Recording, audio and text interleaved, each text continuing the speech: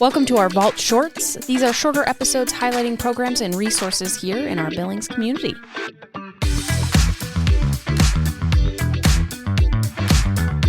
The following is a Big Sky Economic Development production. It's Marce B. And KaVo. And this is The Vault at 201 North Broadway. A business podcast. Where we bring you entrepreneurs, small business owners, and community leaders of Montana. To share their stories, expertise, industry insights, and strategies. And we are sharing them all with you every single week. You don't want to miss this. Learn how to better start, manage, and grow your business. And your leadership style. Tangible takeaways to save you time and improve whatever it is that you're working on. You're listening to The Vault. Thank you to the Small Business Development Center for sponsoring The Vault at 201 North Broadway. The Small Business Development Center offers free personalized support from business plans to financial projections and beyond, empowering small businesses to thrive.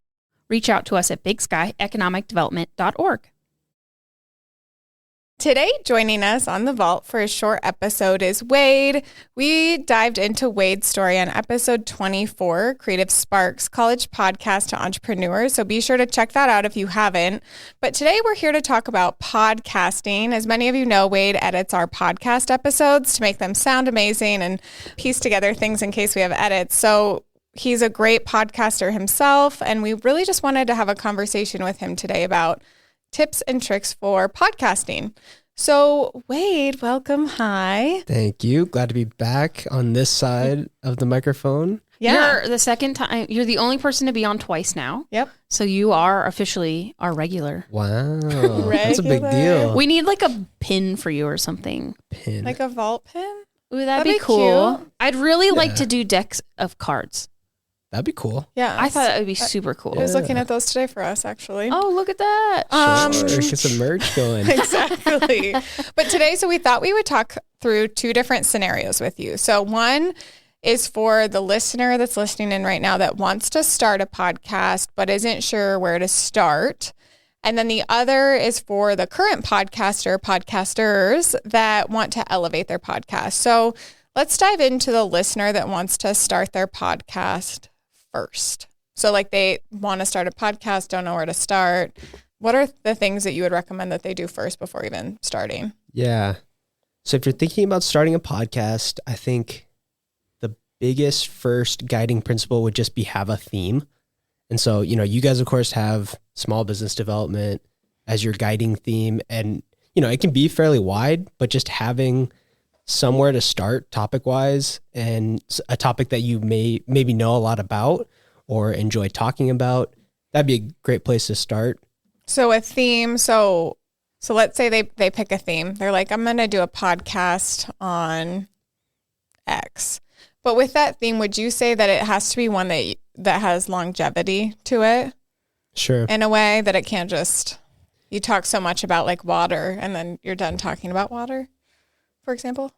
Hey, I love a good water. Sure. And there's lots of different things you talk about with water, but yeah. I mean, That's an example. If your podcast theme is water, I mean, yeah, there's so many different things you could talk about with water. Maybe your favorite bottled water, or how is water processed in your, local community. Anyway, I know that was just an example, but I think, having topics that are evergreen, I think are nice. I mean, I'm not going to be able to keep up with NPR or the New York Times on like daily news. I'm not going to be able to keep up with that. Mm-hmm. But, I really love sneakers or I really love watches. Those things, people are going to like and hopefully stay true for a long time. So, yeah, I think longevity is a good idea. But just topics that you enjoy talking about and topics that you know a lot about would be a great place to start. So like crime podcasts are huge. Yeah. And so thinking about that, like Crime Junkie would be a great option to look at and going, well, if I'm going to start like a true crime podcast, kind of research it too and see kind of how they flow it and go through it that way. Yeah. And I mean, they're a great example because, their theme is true crime and they stick to it 100%. And so they are really good about talking about true crime because they're experts in that. And they stick to that theme and they're just going to get better and better about telling those true crime stories because they're sticking to that one guiding principle, that one theme. Oh yeah. So after you have the theme, let's say you pick the theme, it is, I don't know if we want to make one up for the sake of conversation, but like you pick the theme, watches. So your podcast is really going to be diving into watches. Like, great, we have the theme. Now what? Next would be maybe when you get started, it's just yourself. Like maybe you talk about, well, the watch on my wrist today is my Traska commuter. I got it for graduation. I wore it to my wedding, and you can talk about what you like about it. Maybe things you were looking for when you bought it. This is my watch I'm wearing right now. He is actually looking at his watch. Yeah, you can't see that. But the next thing would be just talking to others who also know a lot about that topic, maybe know more than you about that topic. Maybe I talked to the owner of Montag Jewelers. He sells a lot of watches. He'd be a great guest to have on the podcast. You know, what are some watches that you're seeing in your store that you're loving? What's something that you've seen in watch news that has been really interesting in the watch world? So talking to other people that know more about that topic than you, in this case, watches. I know a lot about watches, but there are lots of people who know a lot more about watches than me. They would be great people to talk to. And have on. So you can have a theme for a podcast, but you can also be just an interesting person yourself, interviewing other interesting person, and the theme could change all the time. So a good example of that is Joe Rogan. He's a celebrity podcast host. You know, he doesn't have a specific theme that he follows. It kind of changes. Right. With people that are looking to do that, like, hey, I have a great personality, I'm going to start a podcast. What would be some tips that you would provide for somebody on that realm? You know, I personally think it's better to start with a theme rather than just your personality. You know, Joe Rogan can talk about anything and get away with it and be the most popular podcast in the world because he's Joe Rogan. And, you know, but his main theme to start, I guess, was MMA, right? Sure. Yeah. That's a great example. So maybe you do start with the theme, but over time, you know, you're getting some traction, you're meeting a lot of interesting people, and like, well, this guy doesn't know about watches, but I think it would just be a great conversation. Maybe he's someone that I really enjoy talking with. You know, maybe you do divert from that theme a little bit. But I think to get started, I would say the theme is more important than your personality. You know, if I don't know you, right, I probably don't want to hear you talk about just random stuff for an hour. You know, no offense, but I probably won't. And I don't think anyone would want to listen to me just talk about nothing for an hour. But having a theme, so then people who like watches will listen to the podcast, they're going to love it. So I think, you know, Joe Rogan can get away with the Joe Rogan podcast because he's Joe Rogan, but you're not. So maybe starting with the theme is a better place to start. Yeah. And then I think with that, like what it sounds like is then you get to develop the personality. You, the host, can start to develop your podcast personality, which maybe it's not much different from your day-to-day personality, but people really start to get to know you and things like that. Technical steps, like, so you're meeting people, you're interviewing them, like, let's talk about recording schedule. Like, what do you physically need if you just are maybe a one-stop shop and you just want to start your own podcast and you don't have the equipment, you don't, like, where are you posting it to for people to listen, all of those details. Yeah, that can feel really daunting. I know it's a lot. Yeah, definitely. Yeah. And I know it was for us. Yeah. Mm-hmm. And if you're in the Billings area, come down to the vault. We have all the equipment here. But if you're not, or maybe you're just wanting to do it completely on your own, there's a lot of resources out there. I mean, YouTube is like college of any subject you want. You can learn anything on YouTube. So I think, you know, just do your research, start watching videos. I think video podcasts are a great way to start too, because you can actually see some of their equipment that they're using. You know, a lot of podcasts use, you know, thousands and thousands of dollars of equipment, but a lot of them don't. When you find a podcast that you like, you know, you can see what they're using and buy gear, but I just say don't spend a lot on gear to start, especially if you have access to a space like the vault that you can just rent. You know, that's a great place to start and just get, you know, 10 episodes out. And at the end, you're like, you know what? I didn't really like that. I don't think I'm going to keep doing it. Then you don't have, you know, $1,000 of equipment totally that you're going to have to sell on eBay or something like that. So I think, you know, borrowing equipment, renting equipment is a great place to start. Or if you do want to make the jump, don't go crazy with it. Don't buy really expensive stuff. So then, okay, so with equipment, then it's like, What about the frequency? Because so you're starting to record and you want to be consistent in your release schedule and how you title and write descriptions and things like that. What tips do you have? Yeah, I mean, I think you guys have done a great job about being consistent. That's something that would be my number one tip after the theme. So my number two tip, maybe. My number two tip would be just being consistent. I think, I don't know what the statistic is off the top of my head, but I'm pretty sure like half of the podcasts on Apple Podcasts, there's only one episode. Mm-hmm. Oh, wow. I don't know if it's a half, but there's a very considerable amount that they release one, it was a lot of work, and they don't do anymore. And so I think if you really do want to get into it, it doesn't have to be every week like you guys. I mean, that's a pretty, high rate of episodes. Or every We're day. high achievers. Sure. Yeah. Some people do every day, or they do like every other day through the business week. And I'm like, dang. That's but they're like big podcasts that have worked up to that. I think like we started with the Vault and we would just drop one every 2 weeks.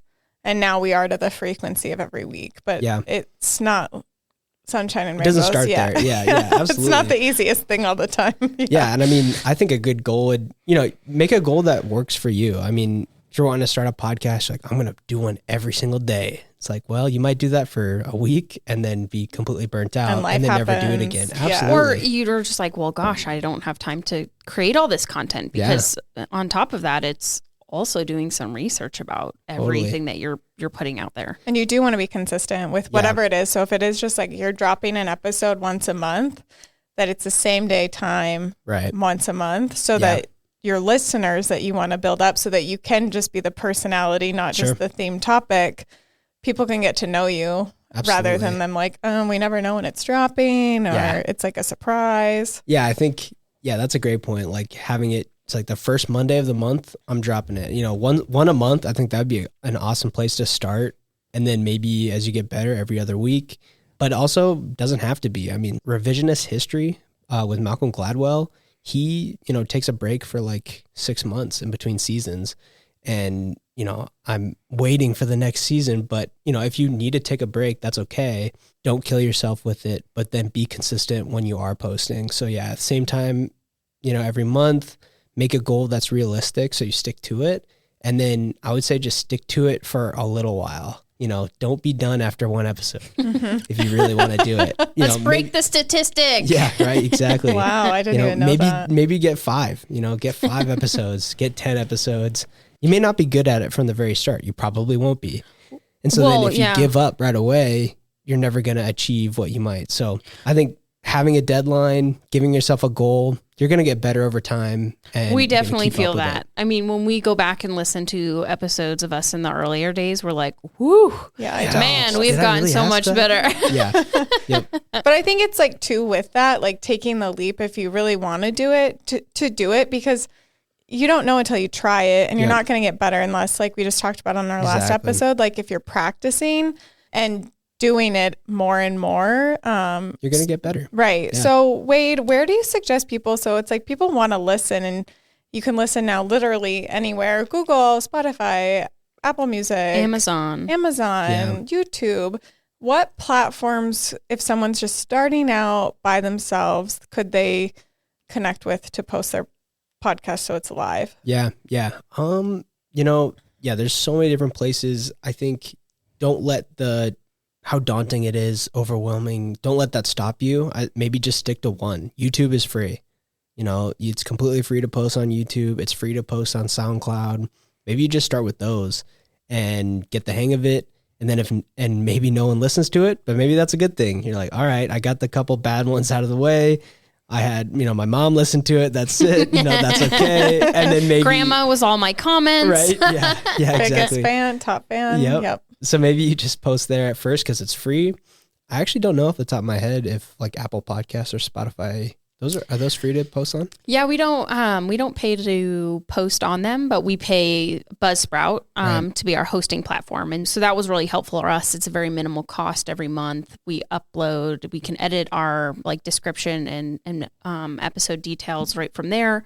We get all the stats. It imports it from all the different platforms we're on. But the nice thing is when we did get started, we could pick and sign up for all the major podcast platforms and just manage that all through Buzzsprout. So that was really enticing for us. But I would say too on that, like if someone's not in that, like they're just a solo person, like we're doing it on behalf of an organization. Right.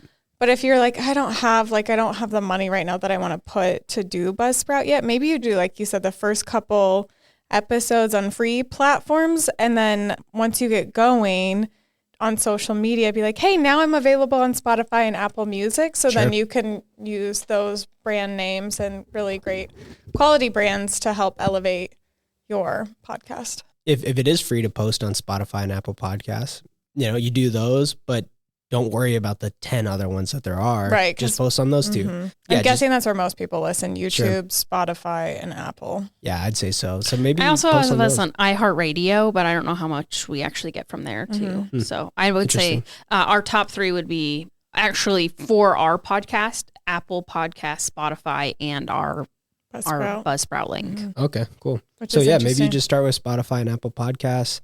Don't go crazy. It's like, oh gosh, I can't post this because I got to post at 10 different places. If you don't want to pay for something like Buzzsprout, just stick to a couple, be realistic with your goals, and then be consistent with it. Like we've been saying, keep posting them, keep creating them, and you'll get better over time. So right before we transition to our next podcast, our second scenario, what tips do you have for this new person that maybe wants to start a podcast on recording? Sure. So that's something different we've learned too. So I'm happily awaiting your tips that you have to be a better voice in recording. I think a big one is if you're soft spoken, get closer to the microphone. Like even for us, Marcel, you're a little bit more soft spoken than you are, Kayla. And so, okay. And so in my editing, I actually have you at plus 12 decibels, and then you're usually at plus 6. And then, my voice carries. Yeah. But then some guests, I have to -1, they're loud, but then others, I got to crank them up 20. And so it's okay if you're not experienced in editing, but I think it's just good to be aware that you want to be on the more projecting end. I think being a little bit I'm kind of using my presenter voice right now a little bit. I'm not typically a loud person, but speaking with just good volume is helpful. It can be tough to turn up the volume on a really quiet guest, especially someone who's really far away from the microphone. And so I think if you can get up close to the microphone within a couple inches, I used to say a hand's width. I think you can be a little closer than that, but I would say stay a couple inches away. Don't put your lips right on the microphone. It'll sound very late night talk show-y, and that can be a little distracting. Unless that's the vibe you're going for. Unless that's what you're going for. Absolutely. Teach their own. Project a little bit. And then also when you are in the editing process, I'm not going to give editing tips maybe now. There's a lot of resources out there for that. But I would say just normalize your audio. And normalizing your audio basically means everything in your podcast is a consistent volume. It's the worst when someone's theme music blasts your ears and then they start talking and then they're it's super so quiet. hard to hear. And then you have to crank your volume up. Yep. Yeah. And then when the outro music comes back in, you're like, blast your ears again. Gosh. Yeah. So basically the goal would just be your listener never has to touch the volume button when they're listening to your podcast. Even if you don't know a lot about editing, that's a great place to start. Just try to make all your audio a consistent level. So now moving into our listener that has a podcast and maybe, like us, we listen to other podcasts too.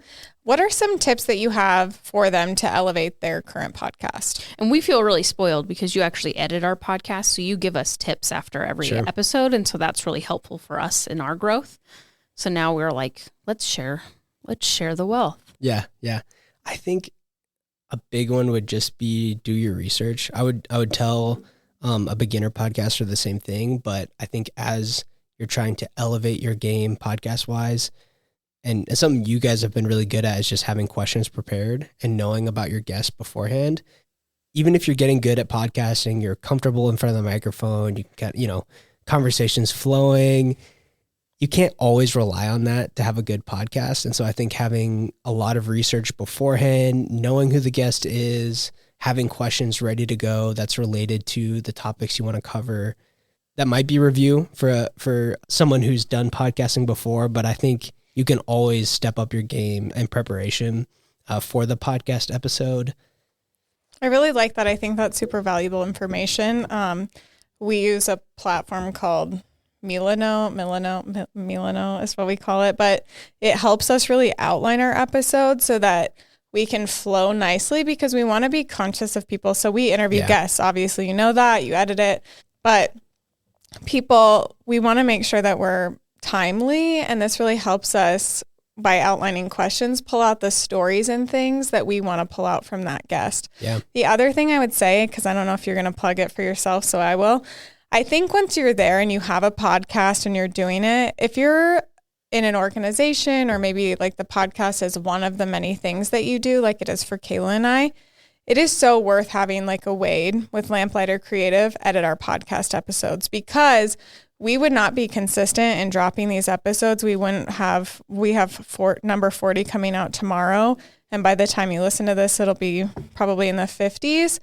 But one, we do record in advance, so we schedule things out. But I think having someone like Wade edit them, we would not sound professional. Well, I don't think we would drop the episodes that we drop, and I don't think we would have kept going. We would never been a weekly podcast either. Oh gosh, no. We would have been like once a month maybe, and things would have happened. And so I think if you're really wanting to lean in and elevate your podcast, hire someone to edit that audio, unless you can do it yourself really well and you're in the space that you're in.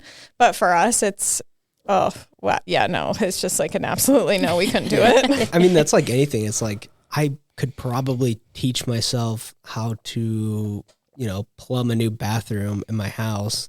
But why? But it's probably not a good idea. Yeah. And it would take me 6 months to do it. It probably wouldn't be done very well. Sometimes YouTube educations aren't. Yeah.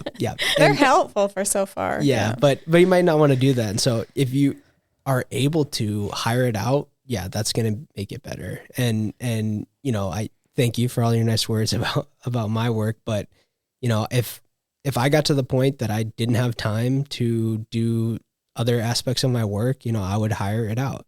On film shoots, it doesn't make sense for me to do all the lighting. And if I have the budget for it, I'm going to hire an expert to do that, who's better at it than me. And so it's just like anything in life. If you have the budget and it makes sense, hiring it out would be a great option. So can you talk to us too? So like us, and we're not there to take it to the next step yet, but audio versus video, having video too. What are my thoughts? Yeah, like what are your thoughts with that? So maybe it's just a podcast like The Vault at 201 North Broadway, and we just do audio. We don't do video yet. What are your thoughts on adding that in as an additional component? Yeah. I mean, first, I'll just say it's a lot more work. And so if you're thinking about doing video, it's already a lot of work to come up with podcast ideas, find guests, do the interviews. Adding video it's even more work. And if you're willing to do that, also if you have an editor, you're hiring that out, makes total sense. I think it'd be interesting to look at the statistics on how many people listen to podcasts like on YouTube, like with video. I bet it's a lot. I bet it's more than I think. And but do you feel people are actually listening versus watching? Because sometimes I feel like people just go, so my brother listens to podcasts on YouTube, but he just has it in his pocket and he has it going through his earbuds. So I don't know if he's actually, it would be, the stats would be really interesting to see, like how many people actually watch video and podcast versus because ours is on YouTube, but it's just the audio. Yeah, it's just the audio. And we get a lot of listens from there. Interesting. Okay, cool. I mean, the cool thing is that it is like 2-in-1. Like you're doing the audio at the same time. You're going to have your audio no matter what. But then having a video option, I think if you're able to do that, giving another place and another way to consume what you're making, I think is a good thing. Diversifying, what you're offering. I like video podcasts for kind of more, I don't know, if I'm doing something at work that doesn't require a lot of brain power, but I just need something going in the background. I like having a video podcast just to kind of like look at, but primarily only listen to them. So I don't know. It's a lot more work, but I think if you're willing to do it, I think it would be, especially if you can do it well, I think it'd be a really cool, next step for a podcast.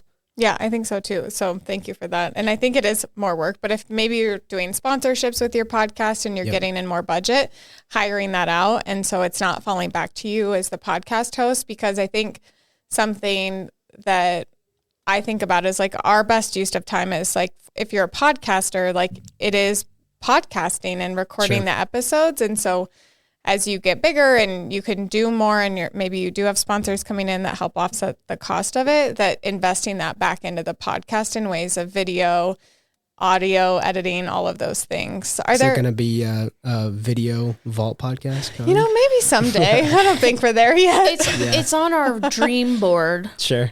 And honestly, I kind of like, if I'm being honest, just as a host, I like not being videoed. Yeah. Well, and I think that helps with our guests. So I would speak to that part is a lot of people are a lot more comfortable knowing that they're not being filmed, because then, and we've had people say this, I forget I'm having headphones and there's a microphone in front of my face. It feels like I'm just having a conversation versus when there's a camera pointed at you, you're like, hello. That's a great point. I have to be so careful what I'm saying now. And I think it definitely would narrow good potential guests probably. If, you're probably going to talk to people who are used to speaking in front of others if you're going to want to put them on video. So that's a great point.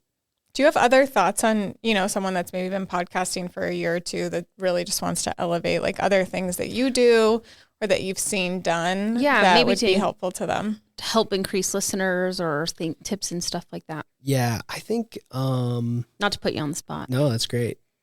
Things that I like in podcasts that I think are done really well would be music, like scoring, like throughout. Mm-hmm. Not just an intro and outro music, but having music kind of follow along with if the guest is telling a long story about, and music can add to that. It can elevate that. It can make the listener listen longer. When you go on Instagram, a reel that doesn't have music, it's just someone talking, you're probably going to not watch as long as one that has music. Mm. And so I think, scoring is a great way of kind of taking it to the next level. It's hard to do.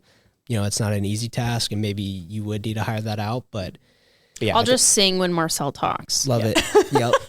But I think it comes even to the intro and outro messages. Sure. Like you've weaved in audio or music for us, which if you just listen to us talking in the intro message without music, wow, would it sound different? Yeah, that is very true. Very Real true. different. So I think even in those things, it's like been huge for us. In the intro, it just sounds way more professional. Yeah, and even if it's not music during the conversation, I think you're right. I think maybe just being a more highly produced intro does, add that extra layer of polish on the podcast.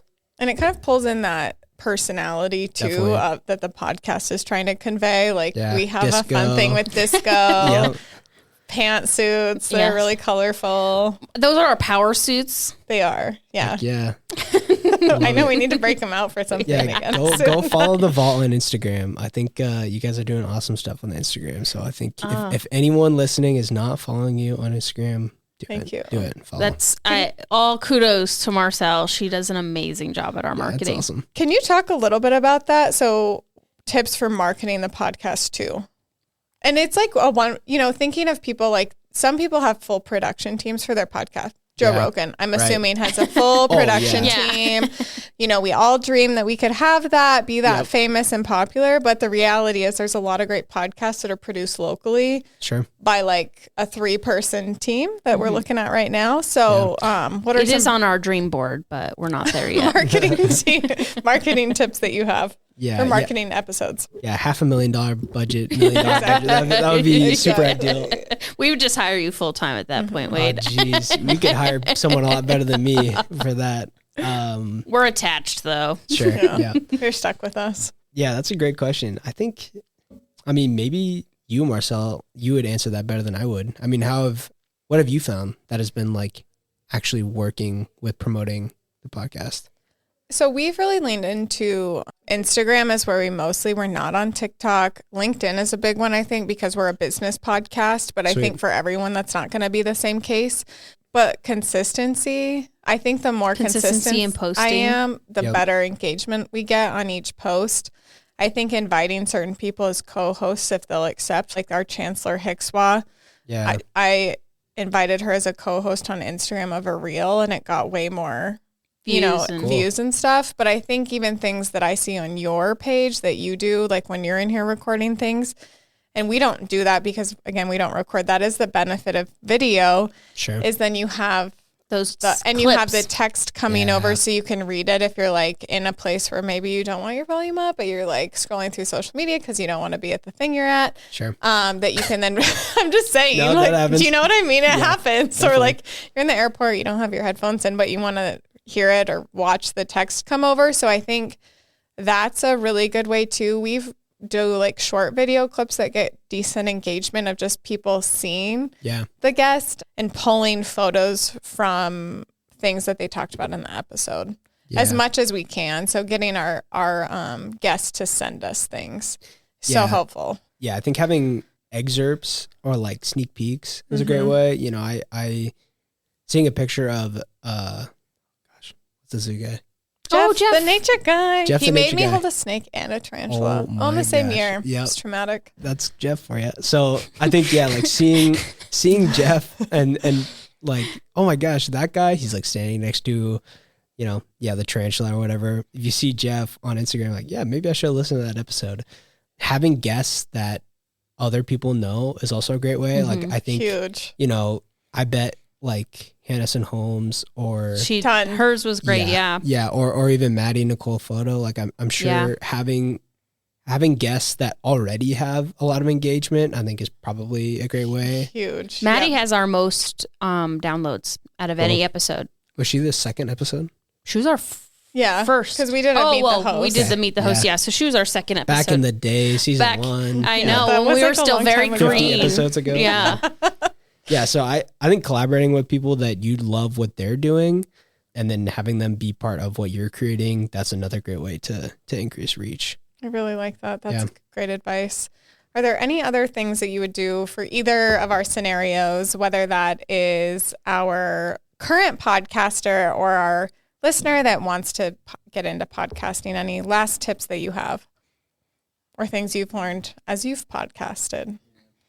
One thing that it depends on the type of podcast you're doing, but when I was making podcasts for myself and for school, I would have other voices read things, and I think having other, obviously if you have a guest, that's another voice, but just having other voices in your podcast just sounds really cool and it's fun, and or even adding sound effects, that's a fine line, but I did a podcast on the history of the marbles in the Parthenon. And so I started out with just wrestling. I don't know if that's the right word, moving stones around and recording the audio. And so I had some, just a little bit of audio texture of, you can't see this, but I'm rubbing my hands together, texture. Having some texture in your podcast can be cool. Having other people read stuff. I had, an older gentleman read a passage that I wanted to quote, and instead of me just reading the quote and saying this was a quote from this guy in 1945, I had someone else read it. It kind of cuts it up and then kind of grasps attention, right? Because it's not the same. Yep. Oh, I like that tip. Yeah. So it depends on the podcast you're having. That probably wouldn't work for you guys, but also. But we did that with our intro this year. True. I mean, we added Big J in to kind of break up it being so much of us. Absolutely. Yeah. No, that's a great example. Just having other elements that, are surprising and cool. And I mean, along with that, last thing I would say would just be do things you want to. I mean, it shows through your work what you're interested in. And when you really enjoy a guest or you really enjoy a topic, people can tell. And I think that listeners sometimes don't get enough credit for seeing through kind of the fakeness. I don't know. I just think unless you're a really good actor, it's tough to fake interest. It's tough to fake when you're not actually engaged. And so just exploring topics, meeting people that you just personally enjoy, I think is gonna show through your work. Totally. And I so agree with that, because if you don't know them or they're maybe not as outgoing and vibrant, like if they just answer your questions like yes, no, that's not going to be a quality episode for your listeners, and they're going to totally hear through that. Yeah, so I think that's super valuable. And having good questions. Yeah. Well, Wade, thank you for joining us for this fun short to talk about podcasts. I think we have given our audience some really good tips. Love it. Till next time, regular. I'm the regular. Editor. Bye.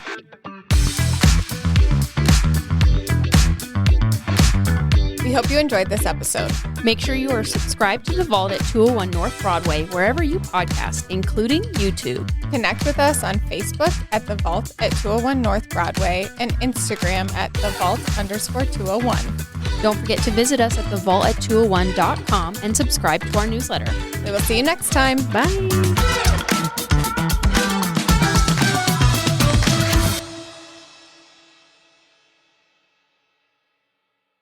Thank you to Big Sky Economic Development for supporting The Vault at 201 North Broadway. Big Sky Economic Development provides leadership and resources for business creation, expansion, retention, new business recruitment, community development, and workforce development. Learn more at bigsky economicdevelopment.org.